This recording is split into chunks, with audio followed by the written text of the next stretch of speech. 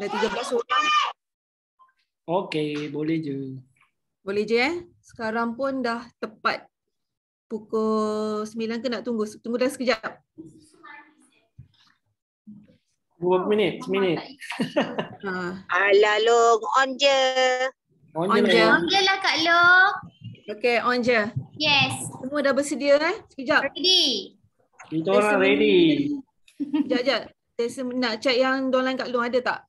Macam tak masuk je lagi. Okay lah, kita boleh mula kot. Dah 11 orang. 14 orang dah. Okay, kita boleh mula. Assalamualaikum warahmatullahi wabarakatuh. Malam ni saya Safida binti Muhammad diamanahkan menjadi MC pada malam ini. Rasanya hari ni meeting kita pada hari ni dah 31 kot. 31 Zoom meeting. Betul ke? 31 ke kita punya Zoom? Betul, betul. 31. 31. Okey, sebelum kita mulakan kelas kita pada malam ini, kita mulakan dulu dengan surah Al-Fatihah.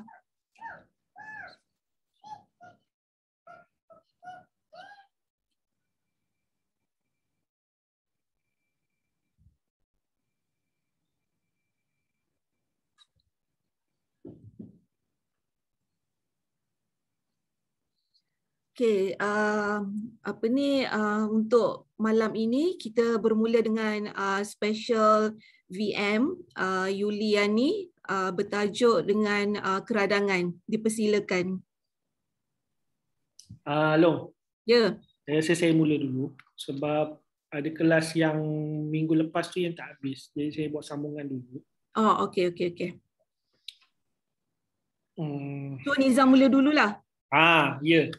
Oh, okey, alright. Itu pasal sales teknik. Sales tu. Okey. Bolehlah mula sekarang. Okey, bismillahirrahmanirrahim. Okay, Assalamualaikum warahmatullahi wabarakatuh. Waalaikumsalam warahmatullahi wabarakatuh. Boleh dengar suara saya? Boleh jelas. Saya tak guna high pitch. Saya belum guna lagi. Dan saya tak bercadang untuk menggunakan high pitch pada malam ni. Tak perlu. Dah clear dah pun. Dah clear Clear. Boleh je teruskan. Okey. Jadi minggu lepas saya ada buat presentation pasal sales teknik. Okey, sales dan strategi. Apa sales dan strategi pula? Teknik dan strategi dalam sales. So far ada apa-apa soalan? Faham ke tidak? Soalan ni. Soalan selain bisnes. Jangan tanya soalan lain selain bisnes. Jangan tanya pasal dosage Lingzi, jangan tanya pasal penyakit. Totally pasal bisnes, please. Okay, ada sesiapa yang nak bertanya sebelum special VM Nizam mulakan? Okey, macam saya cakap, slide presentation yang saya minggu lepas tu, saya kata kalau you betul-betul master tentang teknik dan strategi sales yang saya bagi tu dan boleh faham dengan betul, you boleh jual apa saja. Okey, termasuk kalau katalah nak jual berus gigi pun boleh jual dengan teknik yang sama. Sebab ia adalah teknik yang digunakan, antara teknik yang digunakan yang terbaik yang boleh digunakan, yang terdapat dalam pasaran lah orang cakap. Okey, macam inilah. Since tak ada soalan, saya revise balik. Okey, topik yang saya bawakan itu. Okey, so saya sharekan dulu saya punya slide sekejap Banyak lagi ke? Sikit je.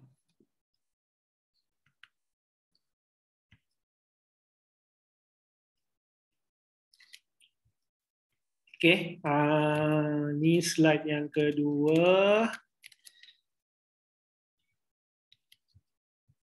Okey, ni Saya revise balik perkara yang diperlukan sebelum dan ketika sales. Okey, faham Ini adalah empat perkara yang diperlukan ketika sebelum dan ketika sales. Iaitu sikap yang betul, kena ada knowledge, kena ada kemahiran dan ada alat-alat yang boleh membantu kita dalam pada waktu kita menjalankan sales. Tapi antara keempat-empat perkara ini, macam saya cakap hari itu, yang contribute,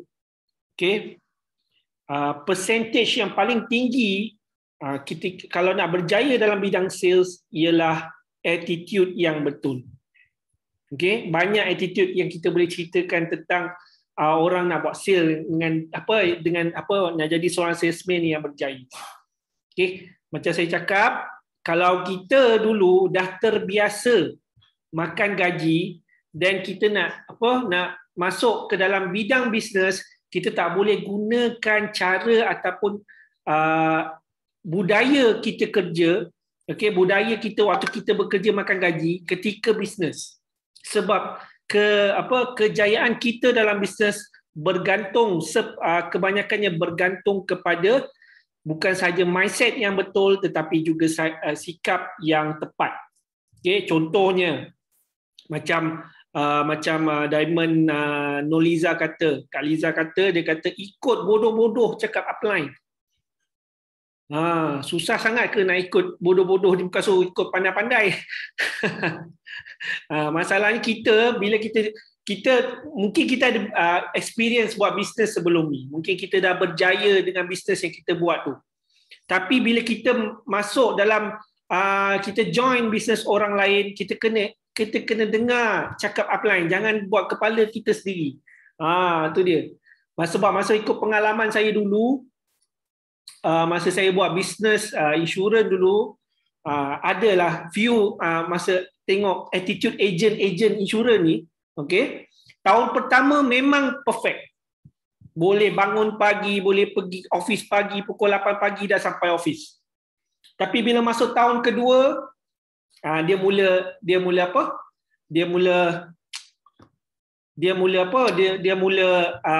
datang lambat. Lepas tu tak dengar cakap bos, dia buat perangai dia sendiri. And then kita tengok ada antara ejen-ejen ini bila dah masuk tahun yang ketiga dan seterusnya dia tak perform macam mula-mula dia join bisnes tu. Disebabkan kerana apa? Sebab dia dah income dah banyak, so dia fikir yang dia buat tu cara tu dah betul. Tapi sebenarnya dia lupa. Dengan cara dia buat macam tu sebenarnya bila dia rekrut orang lain tengok cara dia, bila dia tunjukkan contoh yang buruk seperti itu, maka dia punya downline pun akan mencontohi benda yang sama. Dan sebenarnya dia bukanlah membuatkan bisnes semakin berkembang, tapi lama kelamaan bisnes dia semakin lama semakin hancur. Dulu boleh mendapati masa, contoh boleh datang awal kan. Kadang-kadang boleh awal daripada kata jumpa bos, jumpa upline mungkin pukul 8 pagi, dia boleh sampai pukul 7.30 pagi. Kan? Lepas tu niat yang tulus, jujur dan ikhlas mahu membantu orang lain. Lagi apa? Contoh-contoh attitude yang baik. Kak Long, mungkin Kak Long boleh share. Attitude yang baik. Sikap yang betul. Sikap yang betul. Sikap. Maksudnya? Sikap yang betul lah ketika nak menjalankan bisnes. Apakah sikap-sikap yang perlu ada pada seorang businessman? Selain daripada menepati masa, ikut cakap upline. Apa lagi? Ada knowledge lah. Tak, yang ni cerita pasal sikap yang betul. Yang knowledge ni perkara yang kedua. Sikap yang betul Yang pertama, kalau pada Kak Long, masa lah. Kalau kita nak pergi jumpa customer, janganlah kata kalau datang tu janji pukul 9, pukul 10 baru nak sampai. Pada Kak Long yang tu lah, masa, time tu. Time management lah. Time management. Lepas tu kira pakaian, nak kena juga bersih lah. Janganlah pergi orang kata apa macam nak pergi pasar kan. Kod pakaian yang betul. Pakaian betul. Kira masa kalau kita jumpa tu nampak macam profesional sikit lah. Betul. Lepas tu masa ni memang kita ni kalau nak ikutkan kita ni orang Melayu memang susah nak tepati masa. Yes, betul. Itu Kan? Kak Long setuju. Itu yang paling Kak Long setuju sekali. Sebab masa. apa pun sebenarnya kalau kita nak orang hormat masa kita juga kena hormat masa orang lain dulu. Itu yang saya belajar lah dulu. Okay? So inilah perkara yang penting. Yang biasanya orang dia ambil ringan ialah perkara sikap attitude yang betul ketika menjalankan bisnes. Okay? Dan lama kelamaan bila dia nampak bila dia tengok dia buat bisnes ni bertahun-tahun tak ada result, tak ada progress, dan dia rasa give up. Sebab apa? Sebenarnya kalau dia tengok online makin lama makin berkembang, bisnes semakin berkembang, downline semakin ramai. Betul, sales semakin banyak, tapi dia tak boleh berkembang macam tu. Dan dia tak willing nak belajar daripada orang yang berjaya. Dia rasa cara dia betul. Betul tak? Ikut bodoh-bodoh je. Sebab tu kena ikut bodoh-bodoh cakap upline. Sebab upline dah menunjukkan bukti yang dia dah berjaya. Jadi itulah bukti contoh yang kita kena ikut. Okay? So next ialah topik tentang cabaran dalam sales. Okay, mentality, lepas tu tidak ada matlamat yang jelas. Dia masuk bisnes ni sebab apa dia tak tahu kenapa dia buat bisnes multi level. Macam saya cakap, macam apa Datuk Azizan Osman cakap, kalau you nak buat bisnes, you kena ada matlamat yang jelas. Nak pergi mana? Contoh kalau macam dalam Shuanghu, matlamat dia apa? Matlamat dia nak jadi gold diamond lah. Sebab itu adalah matlamat yang paling tinggi. So kalau kita matlamat kita sekadar nak jadi nak jadi senior vice manager, memang itu je lah yang kita akan dapat. Betul? Dan kena ada goal ataupun smart goal yang betul. Smart goal apa? Dia kena ada spesifik, dia ada measurable, goal yang boleh measure. Lepas tu achievable, yang boleh dicapai. Lepas tu realistic dan time bound. Kalau nak jadi gold diamond, bila nak jadi gold diamond? Tanya dekat downline, bila nak jadi gold diamond? Matlamat nak jadi apa? Nak jadi gold diamond? Bila? Tak tahu. Itu problem. Sebab dia tak tahu bila dia nak capai. Umpamanya kalau katalah dia nak pergi satu tempat, contohnya dia nak pergi saya daripada KL nak pergi ke Pelika Alostar. Kita boleh tetapkan bila kita nak sampai sana. Kita boleh tetapkan dalam masa sebulan, kita boleh tetapkan dalam seminggu, atau kita boleh tetapkan dalam masa 3 jam. So you pilih. Lepas tu mentaliti yang tak bersedia. Dia tak bersedia nak buat bisnes ni. Dia kata saya tidak ada pengalaman, saya tidak ada skill, saya tidak ada apa. Saya tidak ada kemahiran, saya tidak ada pengetahuan. Jadi sebenarnya itu dapat daripada mana? Adakah kita semua bermula, maksudnya bermula dengan semua orang tiba-tiba jadi pandai? Tak kan? Saya tak boleh bercakap. Saya tak boleh bercakap. Apa lagi alasan? Saya tak ada masa. Saya sibuk. Sibuk buat apa tak tahulah. Kan? Tapi bila kita perhatikan, kalau orang yang kalau kita sebenarnya kita perhatikanlah kita sendirilah. Kalau tahun ini, tahun lepas kita buat macam ni, apa hasilnya? Kita kat mana? Lepas tu tahun ini kita perhatikan kita di mana. Jadi adakah kita mahu melakukan benda yang sama pada tahun yang akan datang? Jadi sebenarnya bila kita melakukan benda yang sama tapi kita mengharapkan hasil yang berbeza, adakah itu akan berlaku? Dia tak akan berlaku.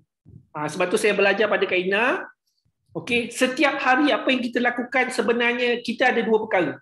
Kita ada perkara yang kita lakukan aktiviti yang rutin, dan juga perkara yang perlu menjadi keutamaan kita, iaitu aktiviti bisnes yang boleh mendatangkan income.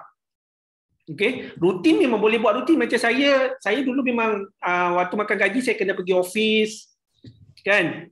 Kena pergi office, lepas tu jumpa klien, lepas tu buat kerja dan sebagainya. Yang itu sebab saya kena kerja dengan orang. Tapi bila kita buat bisnes, kenapa kita keep on discounting ourselves? Kan? Kita apa? Contohnya kita bangun lambat. Lagi apa? Kita start kerja lambat. Kan? Lepas tu kita sibuk dengan perkara rutin, kita memasak dulu. Rasanya kena start bisnes dulu ke atau memasak dulu? Siapa yang pagi-pagi lagi pukul 8 pagi dah buka kedai? Saya dulu, waktu saya buat insurans dulu, ada orang yang nak buka kedai pukul 7.30 pagi dah telefon klien nak jumpa. Adakah kita macam tu? Attitude yang macam tu. Jadi kalau kita tengok orang yang berjaya, kan, dia buat bisnes, dia berjaya, adakah dia layak untuk mendapat kejayaan tu? Disebabkan apa? Kerana apa? Budaya kerja yang diamalkan ketika menjalankan bisnes. Okay, so far okay? Ada masalah? Faham So yang last ni, yang perkara yang keempat ni, iaitu tak ada mentor. Ini kita rasa kita dah betul, kita buat cara kita ni dah betul. Tapi sebenarnya kalau kita tengok orang yang billionaire ataupun milenial di luar sana, mereka mempunyai mentor. Okay? Mentor tu maksudnya ada guru yang mengajar mereka, yang guide dia. Jadi kalau kita nak capai sesuatu kejayaan itu dengan lebih cepat, memang memang kita kena ada mentor. Tak kisah mentor siapa pun, tak semestinya pada upline kita. Kan? Kita kena ada orang yang kita kena ikut. Cara yang betul yang kita kena ikut. Okey, kalau kita kita belajar, kita nak ikut sales guru, macam macamnya Najib Asadok. Saya tengok Najib Asadok sebab saya pun ikut dia punya kelas. Okay, saya belajar juga daripada dia. Saya tengok 70 hingga ke 80% kandungan kelas yang ada dalam kelas yang dia buat tu sebenarnya, okey, 80%, 70 ke 80% adalah kelas dia untuk membetulkan attitude. Dia tak ada cerita pasal tips sangat pun. Dia basuh otak kita. Betulkan matlamat kita, betulkan kita punya mentality, mindset dan sebagainya. Sebab itulah yang menentukan kita boleh berjaya ataupun tidak. Okay? So far so good Faham ni tak payahlah ni. Ini dah dalam otak. Amat. Okay ni. 6 emosi malaikat yang perlu install untuk berjaya. Semangat, serius. Okay, kita kena sabar, kena sanggup. Okay, sedia berkorban dan bersyukur dengan apa yang ada. Okay. Ini kena install dalam setiap diri yang nak orang yang betul-betul nak buat bisnes, supaya bisnes tu kita tak buang masa. Kita buat bisnes, kita kalau nak buat bisnes, buat betul-betul sampai dia jadi. Okey, tapi kena ada semangat ataupun emosi yang kena ada ni. Ni emosi malaikat lah. Okey. Lepas tu saya cerita tentang teknik ataupun kitaran sales yang sempurna yang digunakan oleh kebanyakan sales master ketika menjalankan sales. Dia ada 7 step, 7 step of master closer. Iaitu build the rapport, macam saya cakap, build the rapport tu apa maksud dia? Bina hubungan. Contohnya saya tak pernah jumpa Kak Long. Kan? Jadi macam mana nak bercakap tentang produk kalau katalah saya tak biasa dengan Kak Long? Tak boleh. Dia ada satu cara dia, kita kena break the ice. Maksudnya antara kita dengan orang yang kita jumpa tu, dia ada dinding. Jadi kita kena runtuhkan dinding tu dulu. Dengan cara build the rapport. Build the rapport tu contohnya macam kita berbual kosong lah. Kita berbual tentang tentang cuaca ke, kita berbual tentang anak, kita berbual tentang kereta. Saya dulu masa saya buat unit trust, saya suka pergi klien punya office. Sebab apa? Sebab senang nak buat rapport. Jadi bila datang office dia, ada satu tu saya pergi office dia. Dia ni bila saya datang office, saya nampak gambar dia tengah main golf. Lepas tu kasut apa dia punya kayu golf semua ada kat situ. Jadi kat situ saya repo dia pasal golf aje. Cerita-cerita pasal golf tak ada cerita pasal sale, terus balik terus sign je. Best tak macam tu? Tapi kita kat sini kita buat business Chuanghua, kita kena tenangkan tentang produk. Kita kena terangkan tentang tentang keperluan dia untuk mendapat untuk gunakan produk. Tapi sebelum tu kita kena build the repo dulu. Okey, kita kena kita kena biasakan diri ataupun kita dapatkan hubungan kita dengan klien. Lepas tu kita kena interview dia, okey? Okey, interview dia. Sebab apa nak interview? Kita nak tahu apa masalah dia.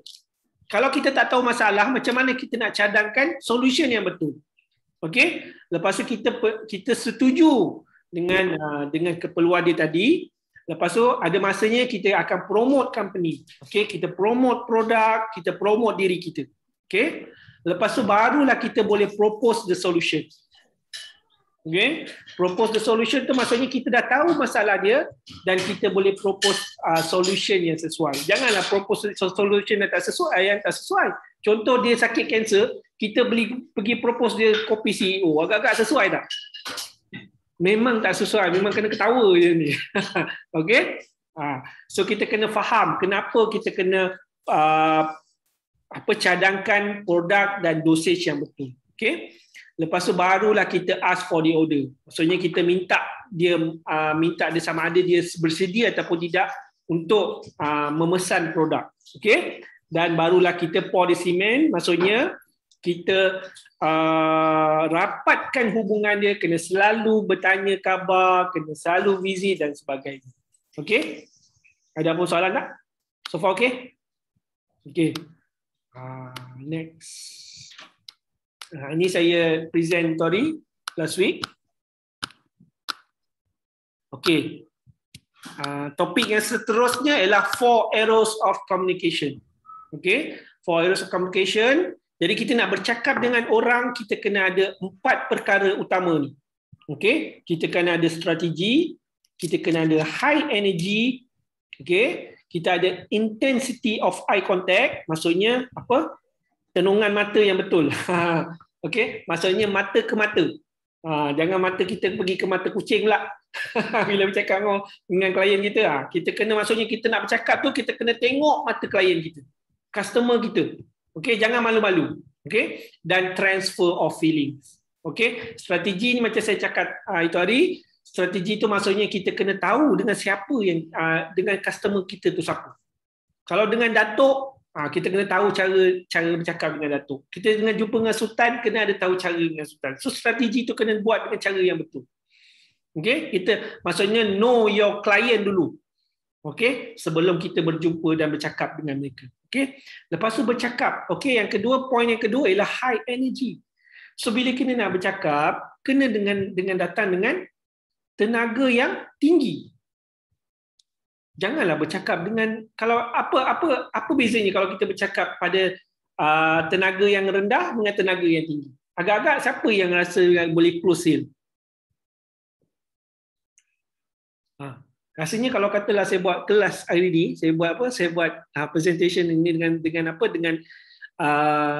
tenaga yang rendah. Macam orang tak cukup makan je.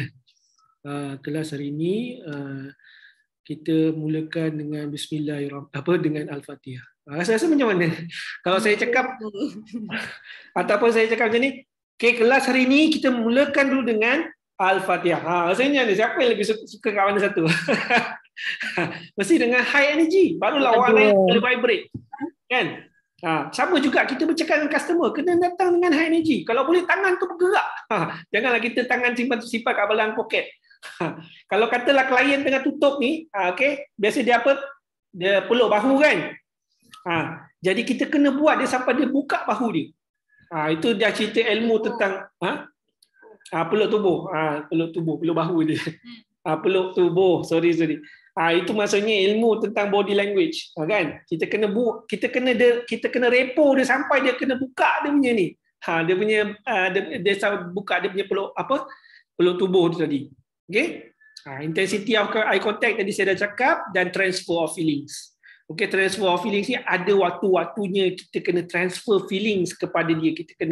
Kita kena bagi tahu kisah-kisah yang kisah-kisah yang kita pernah lalu dan sebagainya supaya boleh menjadi pengajaran kepada dia untuk sebelum dia membuat keputusan. Okay? Okay. Next is the important thing to dare the dream and then to take action, make it come true. Okay, kisah inspirasi. Jadi yang topik yang terakhir yang saya nak bawakan pada malam ni ialah kisah inspirasi. Okay, iaitu tentang Joe Girard. Siapa pernah dengar nama Joe Girard? Dia adalah the world greatest salesman. Okay, dia masuk Guinness World of Record selama 12 tahun berturut-turut sebagai the world greatest salesman. Okay, nak cerita sikit apa yang best ni tentang Mamat ni. Okay, dia adalah jurujual terhebat dalam sejarah dunia. Okay, nama sebenar dia ialah Joseph Samuel Girard. Okay, yang lahir pada 1 November 1928. Okay.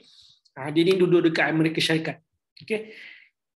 Dia punya kejayaan dia ialah dia telah selama dia bekerja tu dia telah berjaya menjual sebanyak 13,000 biji ataupun buah kenderaan ataupun kereta Chevrolet di antara tahun 1963 hingga tahun 1978. Maksudnya berapa tahun?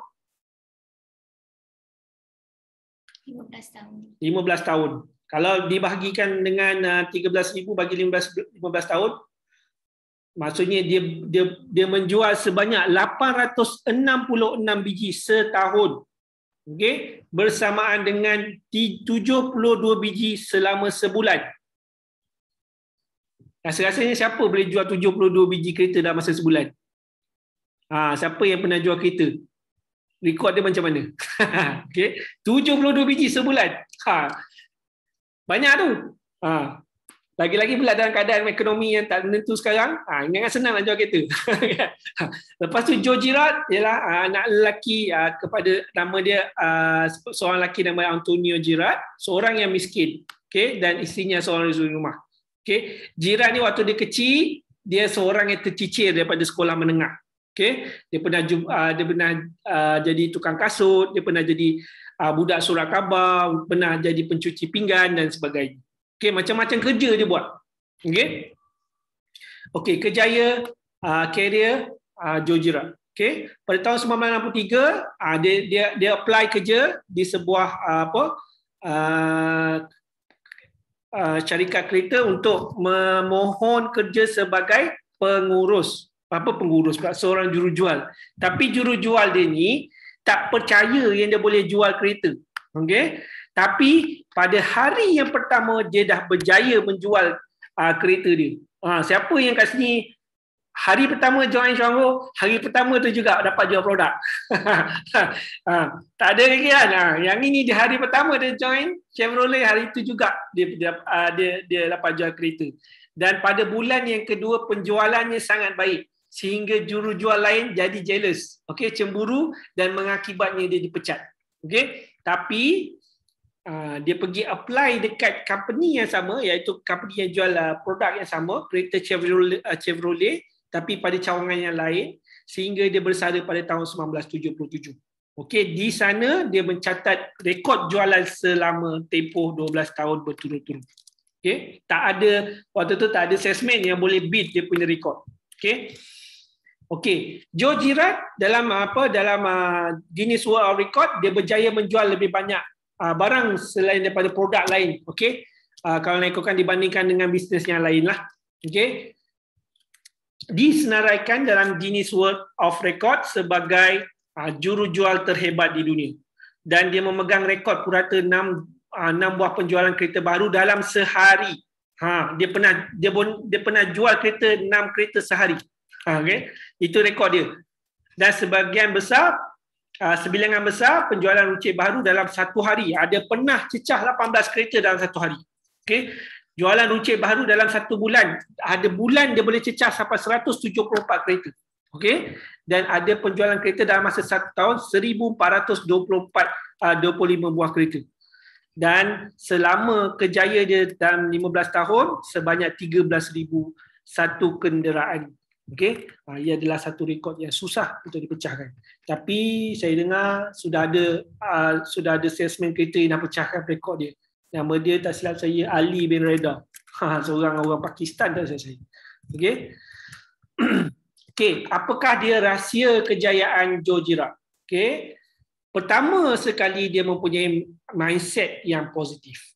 Okay, jadi sebelum dia jumpa customer dia ni, dia selalu berfikiran yang bahawa dia punya sales tu akan berhasil lah. Dan dia memang very positif punya orang. Jadi orang yang jadi salesman yang bagus memang kena ada positive mindset. Positive mindset tu maksudnya macam mana?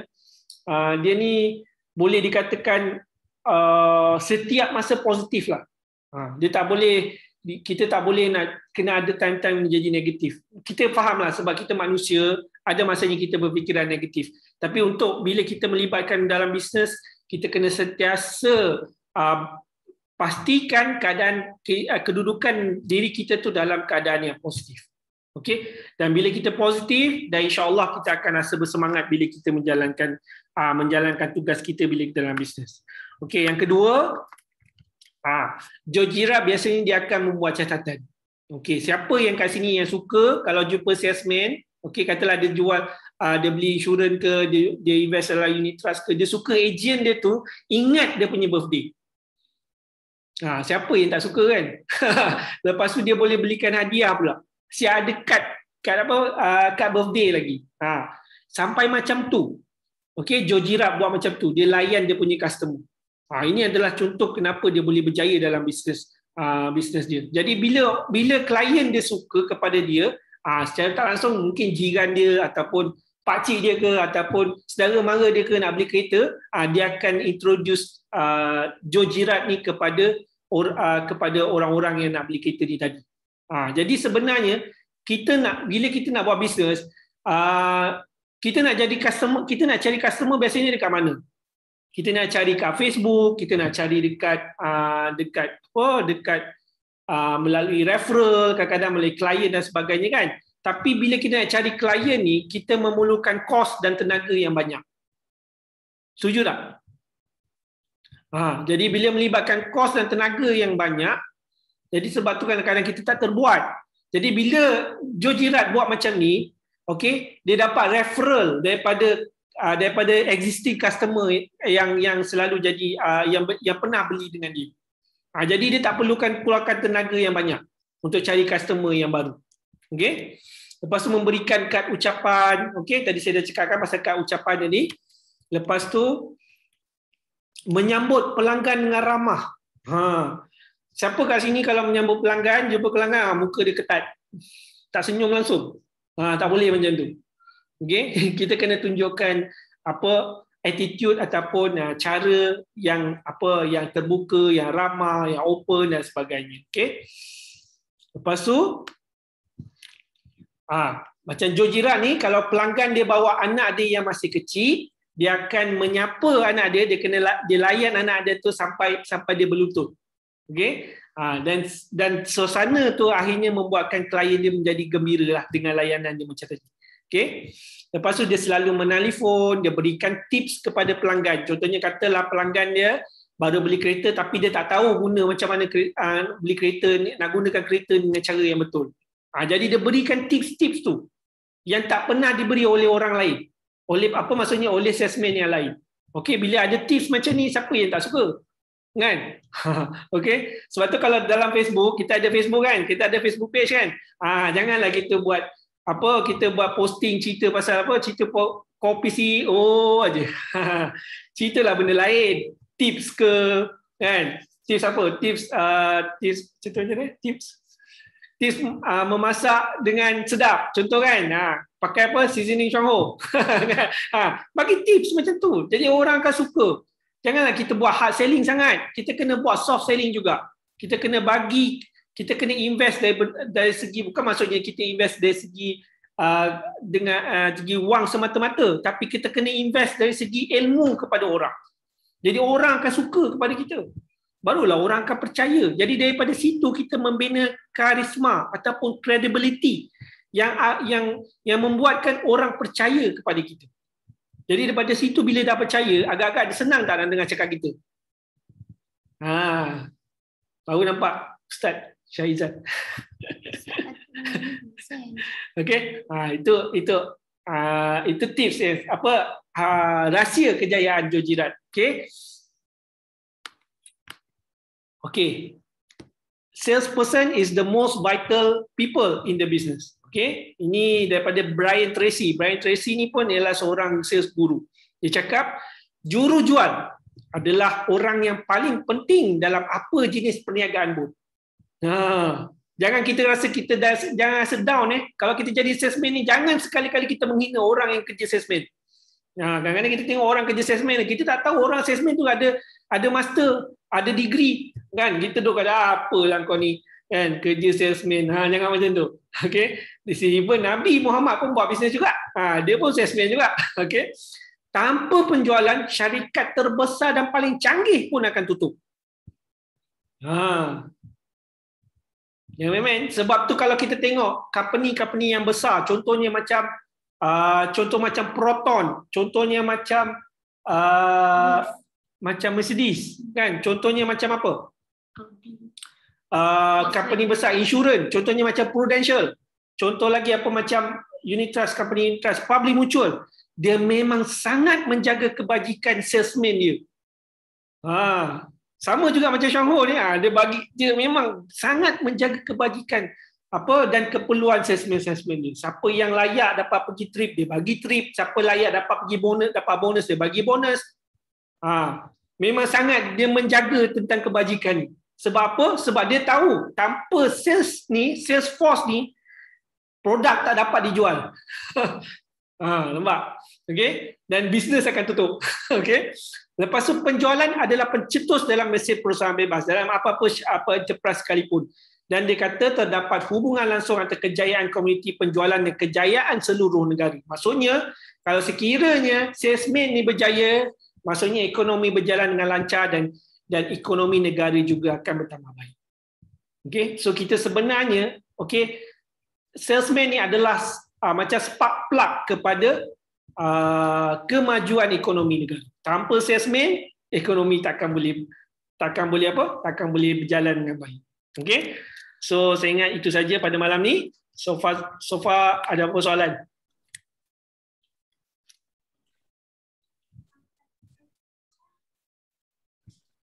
Ada apa-apa soalan yang nak diutarakan kepada Special VM Isman Nizam?